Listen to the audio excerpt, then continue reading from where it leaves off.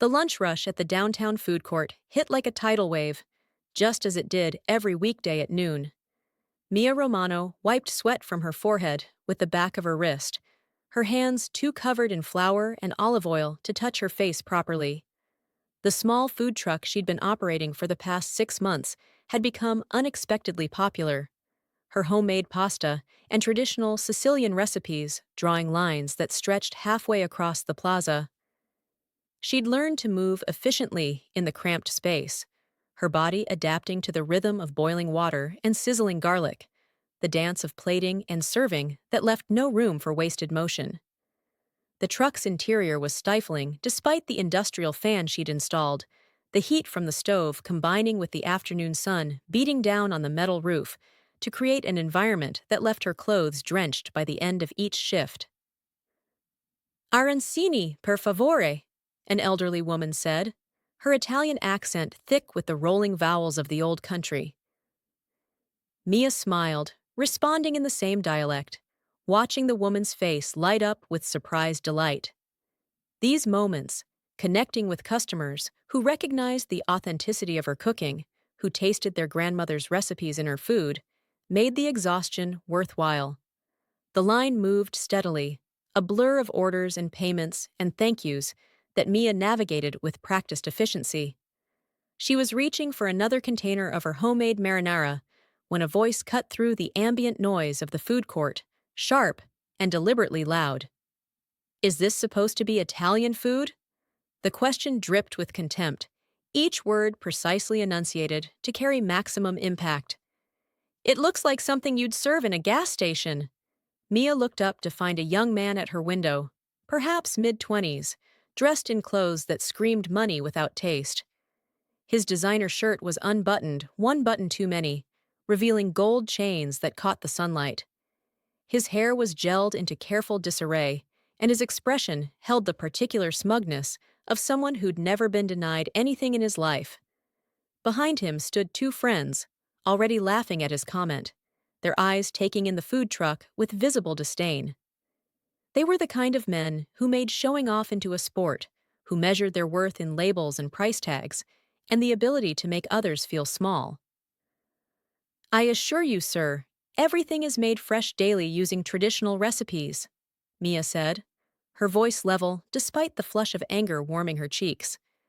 She'd dealt with difficult customers before, had learned early that responding to rudeness with professionalism was the only way to maintain her dignity and her business. "Traditional recipes from where? The frozen food aisle?"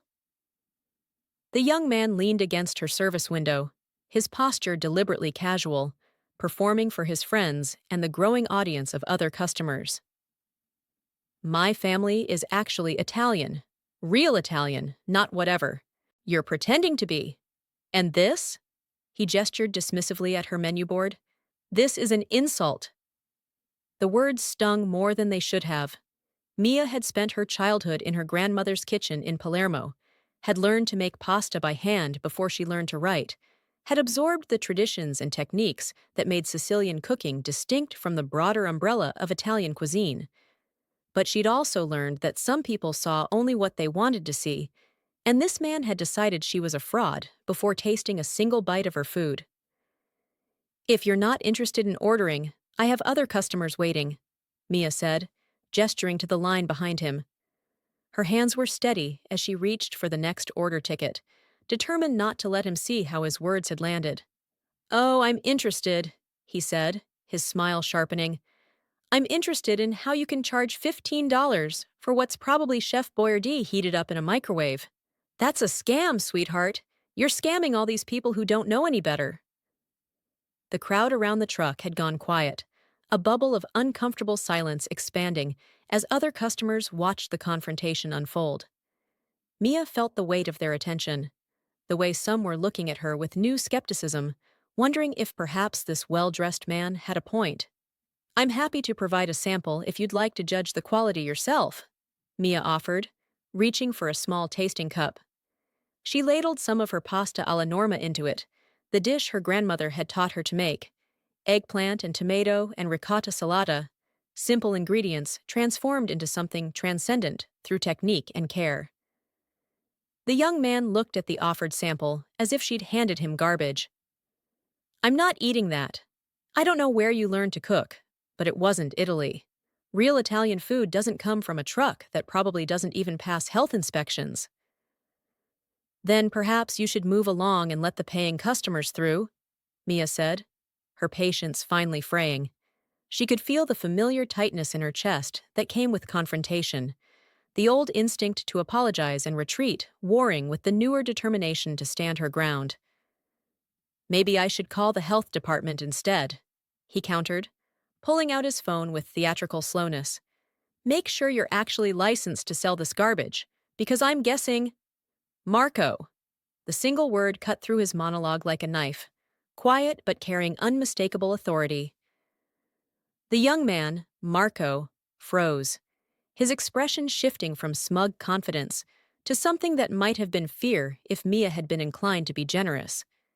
She watched as the color drained from his face, his jaw tightening as he slowly turned around.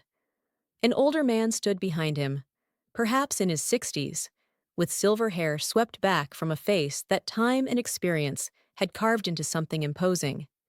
He wore a suit that made Marco's expensive clothes look cheap by comparison, the kind of tailoring that whispered wealth rather than shouting it. But it was his presence that commanded attention, the way people in the food court unconsciously shifted to give him space, the way conversations died as he passed. Two men flanked him, standing at a careful distance with the alert stillness of professional security. Their eyes constantly scanned the crowd, their hands positioned in ways that suggested easy access to weapons Mia hoped were concealed. She'd seen men like this before in Palermo, the kind who existed in the shadows of legitimate society, who commanded respect through reputation rather than title. Papa, Marco said, the word coming out strangled. I was just… being disrespectful to a hardworking businesswoman? The older man finished, his voice carrying the faint accent of someone who'd learned English later in life. Embarrassing our family with your ignorance and arrogance? Marco's friends had already melted away, disappearing into the crowd with the self-preservation instinct of those who recognized when association became liability. Marco himself looked like he wanted to join them, but his father's hand on his shoulder kept him rooted in place. The older man's gaze shifted to Mia, and she felt the weight of his assessment. He was studying her the way her grandmother used to study produce at the market, looking for quality, for authenticity, for something beneath the surface. She straightened her spine, meeting his eyes with as much dignity as she could muster while covered in tomato sauce and sweat. Mi scusi, signorina, he said, his Italian formal and precise. My son has forgotten his manners. Please, allow me to apologize for his behavior. No apology necessary, Mia replied automatically in English, then found herself switching to Italian, almost without thinking. Though I appreciate the courtesy. Something shifted in the older man's expression, a flicker of surprise quickly masked. He responded in Italian, his words flowing with the particular cadence of the Sicilian dialect. You speak the language well. Where did you learn? Palermo, Mia answered in the same dialect, the words feeling like coming home after a long absence. My grandmother raised me there until I was 12. Her kitchen was my first classroom. The older man's eyebrows rose fractionally, genuine interest replacing the polite courtesy. Palermo, which neighborhood? Ballarò, Mia said, naming the old market district where her grandmother's apartment had overlooked centuries-old streets. Near the Piazza del Carmine. I know it well, he said, a smile softening the hard lines of his face. My own grandmother lived 3 streets from the Carmine. She used to buy her vegetables from the same vendor for 40 years. He paused, his eyes taking in the menu board with new attention. What was your grandmother's name? Rosa Catalano, Mia replied, the name still carrying weight even years after her grandmother's death. She was known for her pasta alla norma. The older man went very still, and Mia watched as recognition dawned across his features. Rosa Catalano, he repeated slowly. With the restaurant near the Vucciria market? The one with the blue door? You knew her! Mia's voice came out smaller than she intended, surprise and sudden grief mixing together in her chest. Everyone knew Rosa Catalano, he said, his voice warming with memory. Her arancini were legendary. People would line up before dawn to buy them still warm from the oil. He looked at Mia with new understanding. You're her granddaughter. I can see it now, in your eyes. She had the same fierce look when someone questioned her cooking. Marco had been watching this exchange with growing confusion and dawning horror, clearly realizing he'd made a terrible mistake, but not yet understanding the full scope of it. His father's hand was still on his shoulder, fingers tightening in what might have been a warning or simply acknowledgement of his son's presence. My son suggested your food was inauthentic, the older man said, switching back to English, but keeping his eyes on Mia. I think perhaps he should have the opportunity to correct that misunderstanding. Marco, you will order one of everything on the menu, you will eat it, and you will apologize properly to Signorina Catalano. Papa, I don't think, Marco began, but his father's expression stopped him mid-sentence. I don't recall asking what you think, the older man said quietly, his tone carrying the kind of authority that came from a lifetime of being obeyed without question. You made accusations. Now you will face the truth of them. Mia watched this power dynamic play out, with a mixture of satisfaction and discomfort. Marco deserved to be taken down several pegs, certainly, but there was something in his father's controlled anger that spoke of consequences beyond public embarrassment. The young man's fear wasn't just about being wrong. It was about disappointing someone whose disappointment carried weight. Please, Mia found herself saying, surprising herself as much as the two men. There's no need for all that.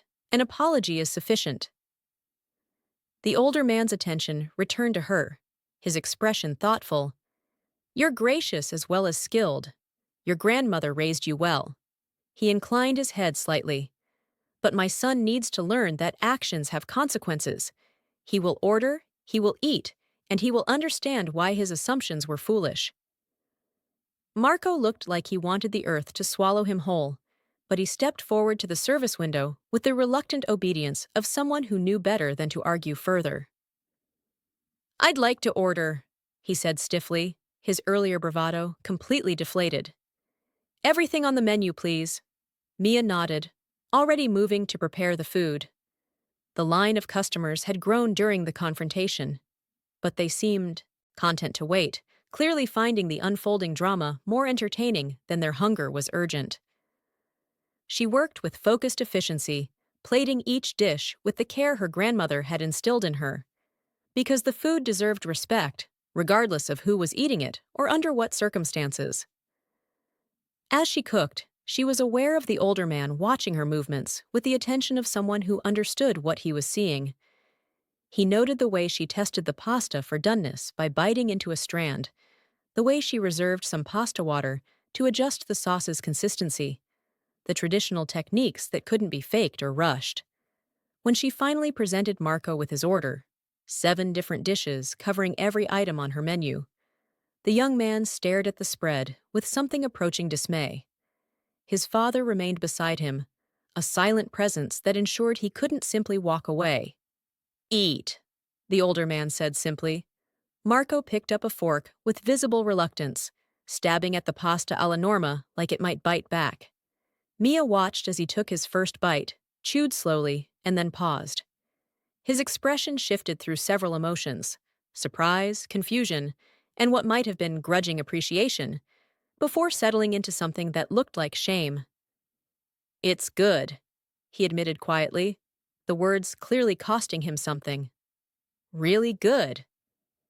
Try the arancini, his father suggested, his tone still carrying an edge. Your great-grandmother used to make them. See if these measure up. Marco bit into the golden rice ball, and Mia saw the exact moment when his preconceptions collided with reality. The perfectly crispy exterior, giving way to the creamy, flavorful filling. The balance of textures and tastes that came from proper technique and quality ingredients. He finished the entire arancini in silence, before setting down his fork and turning to face Mia directly. "I'm sorry," he said, and to his credit, he sounded like he meant it. "I was completely out of line. Your food is excellent, and I was an asshole for suggesting otherwise." He paused, swallowing hard. "I was showing off for my friends and making assumptions about you based on nothing. It was wrong, and I'm sorry." Mia nodded, accepting the apology for what it was. Inadequate, but genuine. "Thank you for saying so."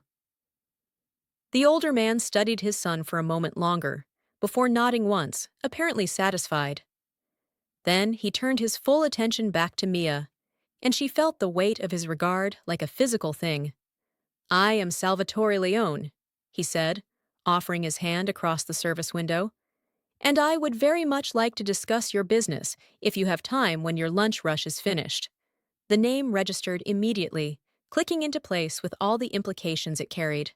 Leone, one of the old families, the ones who'd built empires through means that lived in the gray areas of legality. Mia had heard the name whispered in Palermo, had understood even as a child that certain people commanded respect through power rather than position. "I'm honored," she said carefully, shaking his hand. His grip was firm, but not crushing, his palm calloused in ways that suggested he hadn't always been the man in the expensive suit. "Though I'm not sure what there is to discuss." "Everything," Salvatore said with a small smile. "Your grandmother's legacy, your future, the fact that you're wasting your considerable talent working from a truck when you should have a proper restaurant." He released her hand and stepped back. "But this can wait until you've finished serving your customers. I'll return at 3 o'clock, if that's acceptable." It wasn't really a question, despite being phrased as one. Mia recognized the courtesy of powerful men. They could ask instead of demand, but the expectation of compliance remained unchanged. 3 o'clock, she agreed, because what else could she say? Besides, curiosity was already building beneath her caution. What did Salvatore Leone want with her? And what did her grandmother's memory have to do with it? Salvatore nodded, satisfied, then placed a hand on Marco's shoulder again. "My son will return tomorrow to apologize again and to leave a generous tip that reflects his understanding of the value of your work." He looked at Marco meaningfully. "Won't you?" "Yes, Papa," Marco said, his earlier arrogance completely extinguished. They left, Salvatore's security detail falling into step around them, and the food court slowly returned to its normal rhythm. But Mia could feel the difference in how people looked at her now, not just as the woman running the pasta truck, but as someone who'd earned the respect of Salvatore Leone. The shift was subtle but unmistakable, a recalibration of her position in the social hierarchy of the plaza. The rest of the lunch rush passed in a blur of orders and questions from curious customers who'd witnessed the exchange. Mia answered mechanically, her mind already racing ahead to the 3 o'clock meeting. What did Leone want? What could she possibly have that would interest a man of his stature and reputation? By 2:30, she'd cleaned the truck and changed out of her stained work clothes into the spare outfit she kept on hand.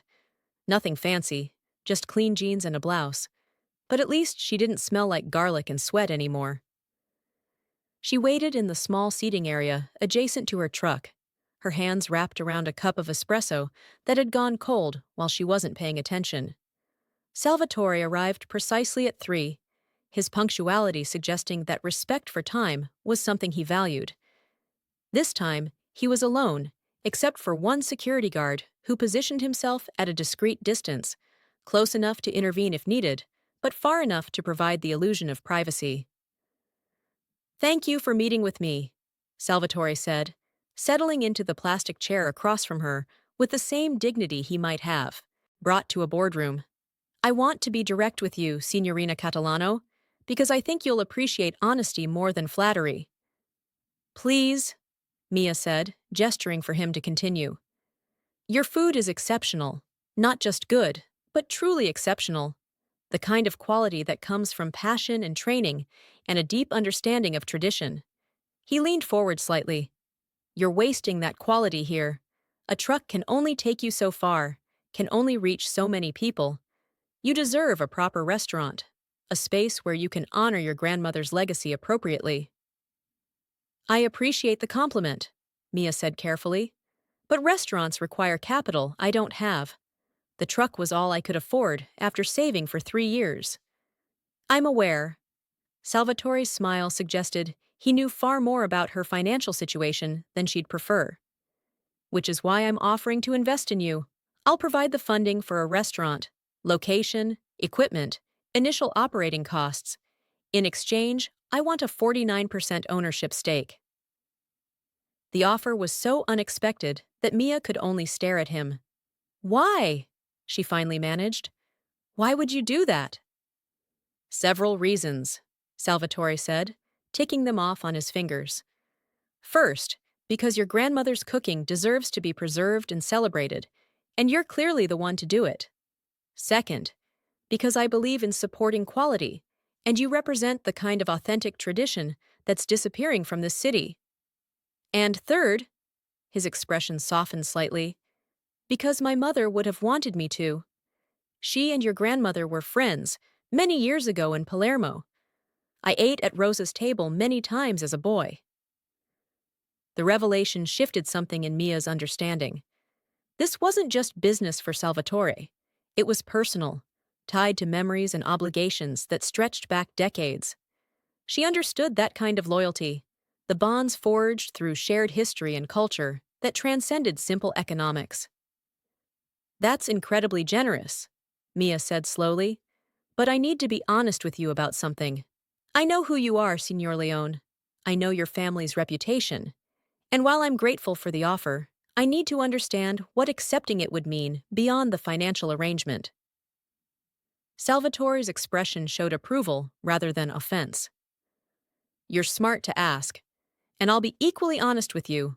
My family's history is complicated, yes.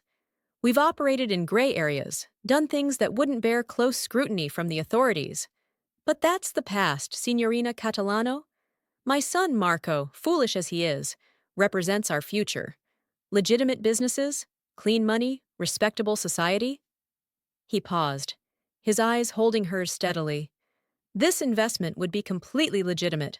Your restaurant would be yours to run as you see fit, with no interference from me beyond what any minority partner might reasonably expect. No money laundering, no front for other operations, no strings, attached beyond the business arrangement itself. And if I say no, Mia asked, needing to know what refusing would mean. Then I thank you for your time, wish you well with your truck, and remember that Rosa Catalano's granddaughter inherited her pride along with her recipes. Salvatore spread his hands. There would be no consequences, no pressure, no retaliation. You have my word on that. Mia studied him, trying to read the truth behind the words. Her grandmother had taught her to trust her instincts about people, to listen to what they said, but pay more attention to how they said it. Salvatore spoke with the confidence of someone who meant what he said, whose words still meant something in a world where such things were increasingly rare. I'd need time to think about it, she said finally. To review the actual terms, speak with a lawyer, make sure I understand exactly what I'd be agreeing to. Of course. Salvatore reached into his jacket and withdrew a business card along with a slim folder. My attorney's information is on the card. The folder contains a preliminary proposal, nothing binding, just an outline of what the arrangement might look like. Take your time, review it carefully, ask whatever questions you need answered. He stood, smoothing his suit jacket with unconscious elegance. But don't take too long, Signorina Catalano. Opportunities like this don't wait forever, and you deserve better than a truck in a food court. Your grandmother would want you to have more. The invocation of her grandmother stung because it was true. Rosa Catalano had worked herself to exhaustion running her restaurant, had poured her heart and soul into every dish, and had always dreamed that Mia would carry on that tradition. But she'd also been fiercely independent, suspicious of obligations that came with invisible strings. I'll give you an answer within the week, Mia said, standing as well. Salvatore nodded, satisfied. That's all I ask. He paused, then added, And, Signorina, I truly am sorry about Marco's behavior. He's young and foolish, but he'll learn, or I'll make sure he learns. After he left, Mia sat back down with the folder, her hands trembling slightly as she opened it. The proposal inside was detailed, and as far as she could tell, fair. Salvatore would provide $250,000 in startup capital. She would maintain 51% ownership and complete operational control. Profits would be split according to ownership percentage. There were clauses about dispute resolution, about what would happen if she wanted to buy him out eventually, about his right to occasionally use the restaurant for private events. It was more than fair. It was generous. It was everything she needed to make her dreams real. It was also terrifying. That evening, Mia found herself calling her Aunt Sophia, her mother's sister, who still lived in Palermo.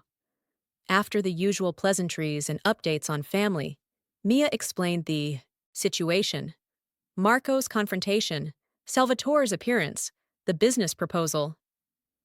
Leone, her aunt said thoughtfully. Yes, I remember that family. Your grandmother knew the old man, Salvatore's father. They had respect for each other, your grandmother and Antonio Leone. Business on both sides, you understand? But respect. Did you trust them? Mia asked. Her aunt was quiet for a moment. Trust is complicated, Cara. The Leones were hard men, yes, but they kept their word. If Antonio Leone told you something would be done, it was done. If he promised something, he delivered. She paused. But they were also dangerous, in ways that nice people shouldn't have to think about. Your grandmother understood that. She kept her distance even while maintaining courtesy. So what should I do? What does your heart tell you? Mia thought about her cramped truck, about the limitations of what she could achieve from such a small space. She thought about her grandmother's restaurant in Palermo, the way it had been the heart of their neighborhood, a place where people gathered not just for food, but for community. She thought about her own dreams, the vision she'd been nurturing of a real restaurant where she could properly honor her grandmother's legacy. My heart says I want this, Mia admitted, but my head says it's risky. Everything worth doing is risky, Cara. The question is whether the risk is balanced by the opportunity. Her aunt's voice softened. Your grandmother took a risk when she opened her restaurant. She borrowed money from people who weren't entirely respectable, worked with suppliers who operated in gray areas. That was how things worked in Palermo back then. But she built something beautiful and true, and that's what mattered in the end. After they hung up, Mia spent the night reviewing the proposal, making notes, researching Salvatore's current business holdings. Everything she found suggested he was telling the truth about going legitimate. His companies were involved in real estate, restaurants, import-export, all properly registered and apparently clean. There were rumors, of course, whispers about the family's past, but nothing concrete, nothing recent. 3 days later, Marco returned to her truck, as promised. He arrived during the mid-afternoon lull when the lunch rush had died down, but dinner service hadn't yet begun. This time, he came alone, without his friends or his father, wearing clothes that were expensive but subdued.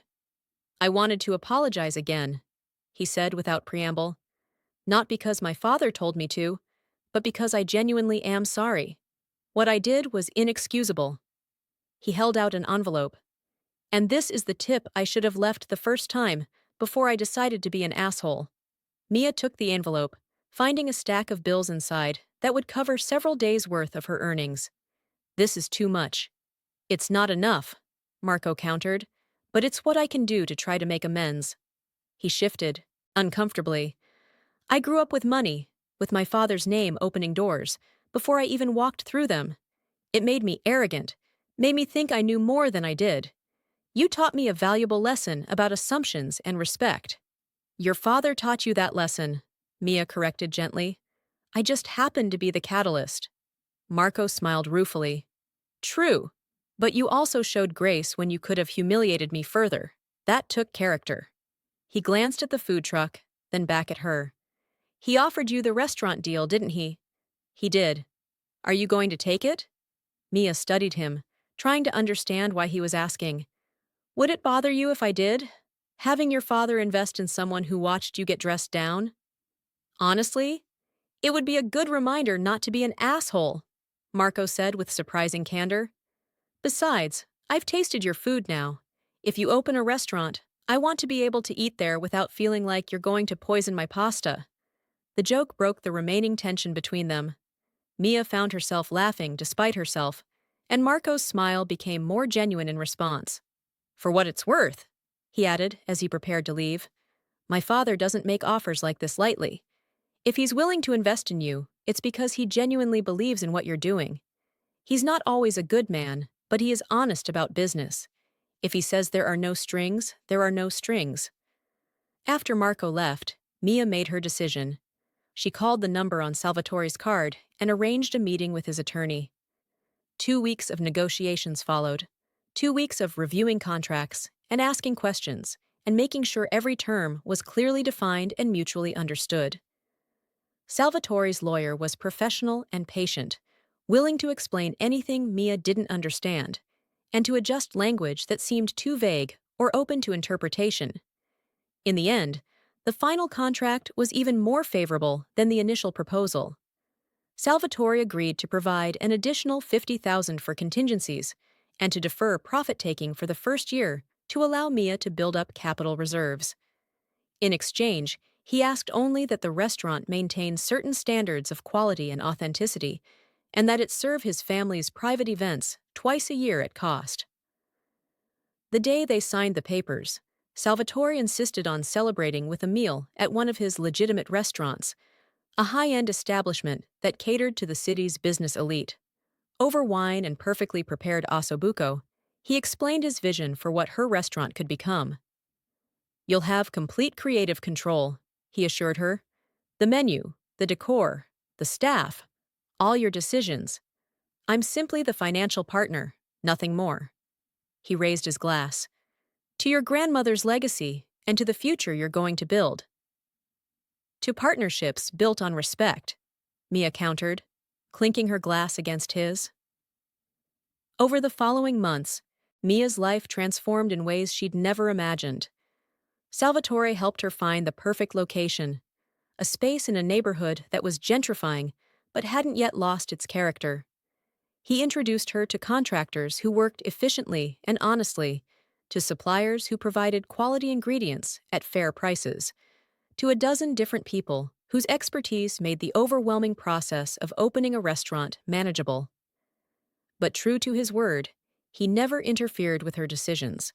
When she chose a name, Rosa's, simple and direct, he approved without suggesting alternatives.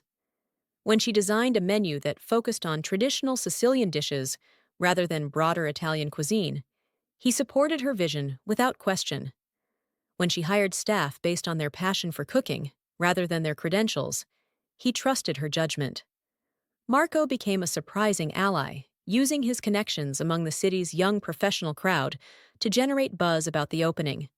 He brought friends to preview nights, posted enthusiastic reviews on social media, and generally worked to counterbalance his initial terrible first impression. Mia found herself almost liking him, recognizing beneath his privileged exterior someone who was genuinely trying to become a better person. The restaurant opened on a Thursday evening, 6 months after that confrontation at the food truck. The space was everything Mia had dreamed of: warm lighting, exposed brick walls covered with photographs of Palermo, tables that felt intimate without being cramped. The kitchen was state-of-the-art, but designed to accommodate traditional techniques, with a proper wood-fired oven for bread and pizza, commercial pasta makers that still required skilled hands to operate. Salvatore arrived early, walking through the space with the same careful attention he'd brought to watching her cook that first day. He noted the photographs, recognizing many of the locations from his own childhood. He examined the kitchen setup, understanding the choices she'd made. And when the first customers began arriving, he took a seat at a corner table where he could observe without intruding.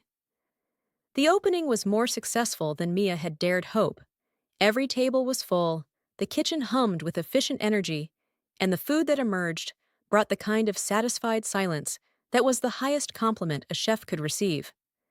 She moved between the dining room and kitchen, greeting customers and checking on dishes, her grandmother's recipes coming to life in a space that honored their origins while looking toward the future. Late in the evening, after the rush had subsided and only a few tables remained occupied, Salvatore called her over to his table. He'd been joined by Marco and by an elegant older woman Mia recognized as his wife from photographs Marco had shown her. "Signorina Catalano," Salvatore said, gesturing to the empty chair.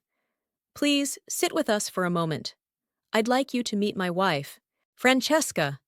Mia settled into the chair, suddenly exhausted now that the adrenaline of opening night was fading. Francesca smiled warmly, reaching across the table to take Mia's hand. "I knew your grandmother," she said, her accent placing her origins firmly in Sicily. "Not well, but enough to eat at her table several times when I was a young woman.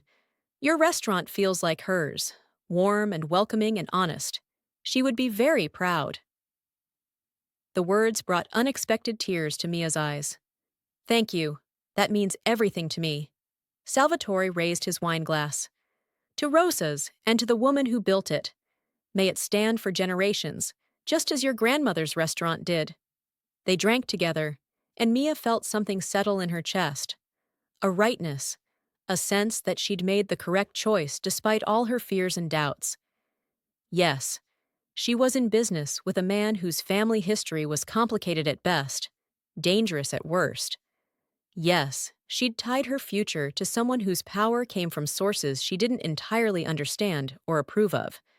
But she'd also honored her grandmother's memory, created something beautiful and true, and found unlikely allies in the process. The restaurant was hers, built with her hands and her vision, funded by partnership rather than charity. She'd maintained her autonomy while accepting help, had navigated the delicate balance between independence and collaboration. As the evening wound down and the last customers departed, Mia stood in her kitchen, in her restaurant, and let herself feel the full weight of what she'd accomplished. The food truck had been survival, a means to an end. This was something more. This was legacy, tradition, the future she'd been working toward since the day she'd left Palermo with her grandmother's recipes and her blessing. Salvatore appeared in the kitchen doorway, his jacket off and his tie loosened, looking more human than she'd ever seen him. "I'm heading out, but I wanted to say one more thing before I left." "Of course." "My investment in this restaurant. It's the best business decision I've made in years. Not because I expect significant financial returns, though I think we'll do well, but because it's right. Because it honors people and traditions that deserve to be honored. Because it gives someone talented the opportunity to shine." He smiled slightly. "Your grandmother would have made the same choice, I think. She understood that the best investments are in people, not just profit." After he left, Mia sat at the bar with a glass of wine, reviewing the evening's receipts and making notes for tomorrow's service. The kitchen staff had already cleaned and departed, leaving her alone in the quiet restaurant. She pulled out her phone and scrolled to a photo of her grandmother, taken in the kitchen of the original Rosa's in Palermo, her lined face beaming with joy and pride. "I did it, Nonna," Mia whispered to the image. "I kept my promise. Your recipes live on, and they're being shared with people who appreciate them. And I did it without compromising who I am or what you taught me." The photograph didn't answer, of course, but Mia could imagine her grandmother's response. Pride mixed with practical advice about not letting success go to her head, about remembering that every meal was an opportunity to honor tradition and create connection. She could almost hear the familiar voice reminding her that cooking was about more than food, that it was about community and culture, and the invisible threads that bound people together across time and distance. Outside, the city continued its endless motion, people moving through their lives with their own stories and struggles. But inside Rosa's, Mia had created a small space where tradition and excellence mattered, where her grandmother's legacy would continue for as long as she had the strength to cook and the vision to maintain standards. And she'd done it by accepting help from an unexpected source, by looking past assumptions and preconceptions to see the opportunities that lay beneath. Marco had been humiliated by his father's intervention, yes, but that humiliation had led to growth, to understanding, to a young man beginning to see beyond his privilege.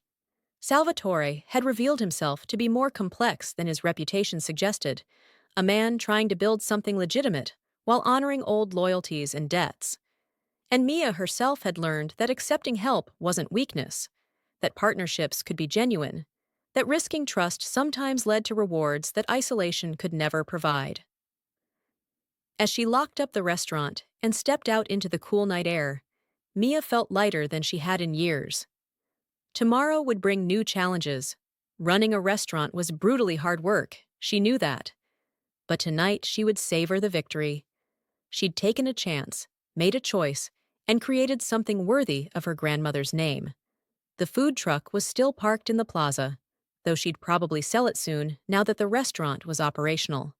But walking past it on her way home, Mia felt a surge of affection for the cramped metal box that had been her bridge from dreams to reality. It had taught her efficiency and resilience, had proven she could succeed on a small scale before attempting something larger. And it had led her to an encounter that changed everything, a confrontation with an arrogant young man that had somehow become the catalyst for her transformation. She thought about how differently things might have gone if she'd responded to Marco's rudeness with anger rather than dignity, if she'd let his words make her doubt herself rather than standing firm in her knowledge and skill. She thought about the thousand small choices that had led to this moment, the accumulated decisions that had shaped her path from Palermo to here, from her grandmother's kitchen to her own restaurant. Life was strange that way, full of unexpected turns and unlikely connections, of moments that seemed disastrous in the present, but proved pivotal in retrospect. Marco's humiliation at the food truck had been terrible for him, but ultimately transformative. Salvatore's intervention had seemed like rescue, but revealed itself as recognition. And Mia's choice to accept partnership had felt like surrender, but emerged as wisdom. As she walked home through the quiet streets, Mia made a silent promise to herself and to her grandmother's memory. She would run Rosa's with integrity and passion, would maintain the standards that had made the original restaurant legendary, would create a space where tradition and innovation could coexist. She would be worthy of the trust Salvatore had placed in her, and worthy of the legacy her grandmother had left behind. But she would also remember that success came in many forms, that the food truck and the restaurant were both valuable in their own ways, that there was no shame in starting small or accepting help when it was offered in good faith. Pride had its place, certainly, but so did pragmatism and gratitude, and the willingness to see opportunities even when they came from unexpected sources. The night was clear, stars visible despite the city's light pollution, and Mia paused to look up at them. Somewhere in Sicily, those same stars were shining over Palermo, over the streets where her grandmother had walked and worked and built something beautiful from nothing but skill and determination. The distance between those two places seemed both vast and insignificant. She was far from home in miles, but carrying home with her in recipes and memories, and the unshakable foundation her grandmother had given her. Tomorrow, Rosa's would open for lunch service. There would be new challenges to face, problems to solve, lessons to learn. But tonight, Mia allowed herself to rest in the certainty that she'd made the right choice, that her path forward was clear even if the destination remained uncertain. She'd built something worthy. She'd honored her past while creating her future. And she'd done it without losing herself in the process. That, more than anything, would have made her grandmother proud.